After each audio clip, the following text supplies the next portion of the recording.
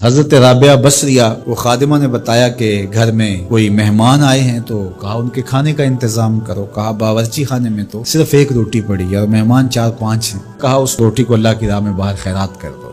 کہا ٹھیک ہے، کر دیا۔ تھوڑی دیر کے بعد دروازے پہ دستک ہوئی، پوچھا من دق الباب، کون ہے دروازے پہ؟ کہا فلاں کا فرستادہ غلام ہوں، ہمارے آقا نے آپ کے لیے کھانا بھیجا ہے۔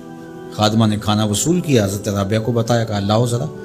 دیکھا، کپڑا اٹھایا تو وہ 5 روٹیاں تھیں۔ کہا اس کے آقا نے کسی اور گھر بھیجا ہوگا، غلطی سے ہمارے گھر آ گیا ہے، یہ کھانا واپس کر دو۔ کھانا واپس کر دیا۔ پھر تھوڑی دیر کے بعد دروازے پہ دستک ہوئی، پھر پوچھا دروازے پہ کون ہے؟ کہا میں فلاں کا غلام ہوں، میرے آقا نے آپ کے لیے کھانا بھیجا ہے۔ خادمہ نے وصول کیا، حضرت رابعہ نے کہا ذرا لائیے۔ دیکھا تو 7 روٹیاں تھیں۔ کہا اس کے آقا نے کسی اور گھر بھیجا ہوگا، یہ غلطی سے ہمارے گھر آ گیا، اس کو بلاؤ اور واپس دے دو۔ تھوڑی دیر کے بعد پھر دروازے پہ دستک ہوئی، پوچھا من دق الباب، کون ہے، کون دروازے کو کھٹکھٹا رہا ہے؟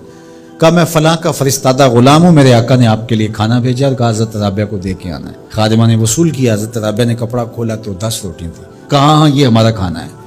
کہا کہ پہلے 2 بھی تو یہ کہتے تھے۔ کہا کہ میرے رب کا وعدہ ہے جو 1 دے 10 دیتا ہوں۔